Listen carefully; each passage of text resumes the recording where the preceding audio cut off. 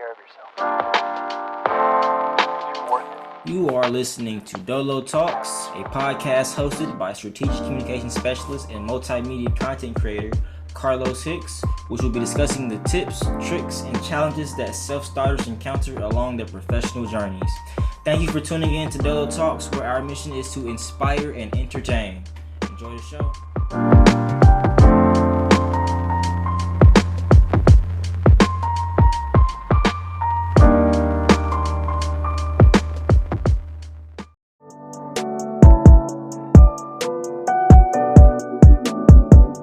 So, Prada, what inspired you to start a black-owned food truck business? Did you try my chicken? I did. It was pretty What do you good. think? So, it's not a hobby. I have 4 kids, and I've been in the kitchen with my grandma since about 5 years old. Okay. I do this from my heart. And to me, that's like the biggest recipe. Anyone out here that's pushing food, a restaurant or a food truck, you need to put love into your food. It goes a long way.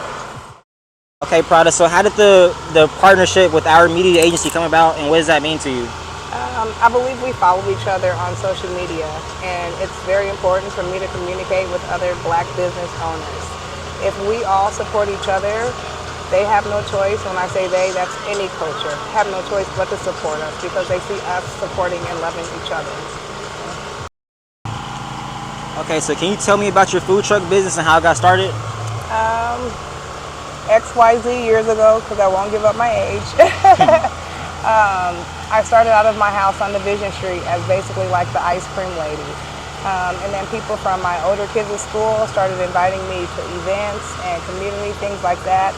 I moved up to a hot dog truck, to a hot dog cart, to a food cart, to an actual mobile food truck. Okay. So what can our podcast listeners expect from today's business shower event with your Heidi's Cold Treats food truck? To definitely have tried or returning customers our delicious, unique dishes and treats. Also, they should have met at least 10 to 15 different black, locally owned businesses. They definitely should have came out and had a good time. Well, I definitely personally myself got a chance to meet, a bunch of different vendors and different people, black-owned businesses more specifically, and got a chance to learn what it is they're doing and how they're bringing value to our Portland community. So I really appreciate you for organizing this event and having us out here. It really means a lot to me as a sponsor. Prada, can you share with us, with our listeners, some of your best, dishes that you have at your within your food truck? Absolutely. Yeah. We have award-winning chicken and waffles. We have the best chicken not only in Oregon but the Pacific Northwest. We also offer dishes, Kyrie Crushes, yes, that's my son's name, and Mrs. Lee's. So just different unique dishes. How our wings came about is we did a Super Bowl party, and I told my bigger kids, whoever recipe wins goes on the menu. So my oldest daughter, Angel, won, and that is her recipe, and we're sticking to it with the wings that everyone keeps complimenting us about. And then my son did a twist with our waffles and with our Kyrie Crushes, which is one of our drinks. And then my younger 2 daughters, because when I got started, I only had 2 kids, now I have 4.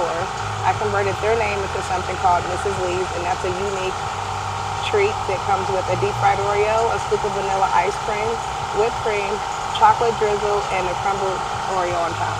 And I can personally vouch for that because I had a chance to actually, eat some of these wings, and here's the aftermath. So she's not lying when she says that those wings are the best in Portland. I'm new to the city and have not had a chance to find real cultural, ethnic, black food here, and luckily I know where to go now. So, Heidi's Cold Treats.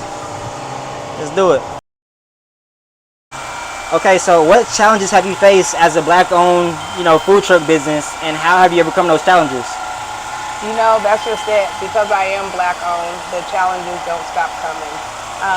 I've been going back and forth with Monoma County for about 2 years just to get licensed. I purchased at least 5 food trucks, and for some reason they would not license them. I've had my generator stolen. I've had people pay for an event and then cancel and want refunds. You name it. Yeah. And I can vouch for that too, because I also experience, as we all do, problems as a black-owned business. You got to work a little harder. Yes.